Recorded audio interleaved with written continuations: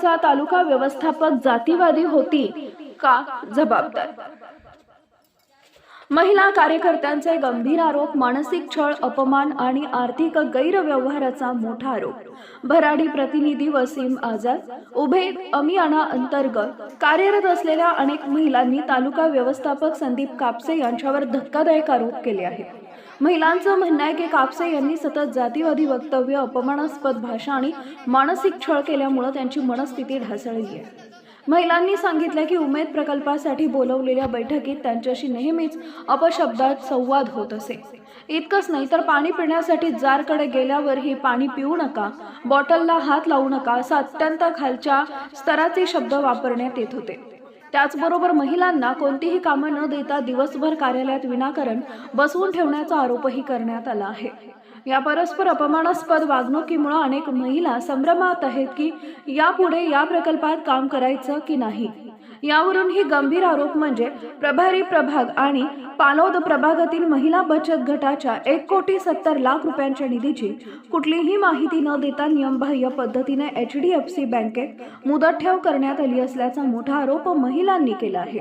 महिलांचा प्रश्न असा आहे की इतके गंभीर आरोप असताना देखील वरिष्ठ अधिकाऱ्यांनी संदीप कापसे यांच्यावर आजपर्यंत कोणतीही कारवाई का केली नाही.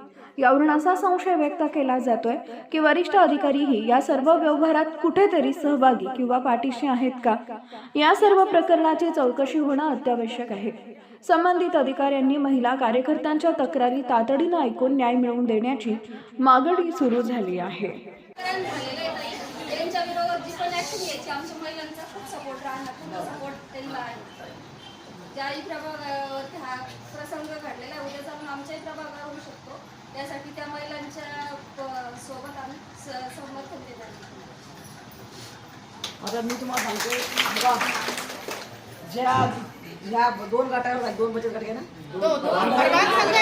प्रभाग संघ डायरेक्ट 2 गाँव, तुम 14 हमारे 14 खेड़े हैं और कितने 2 प्रभाग बोलो, 2 सर्कल 2 जिल्हा परिषद 2 प्रभाग हुआ है का कार्यक्रम.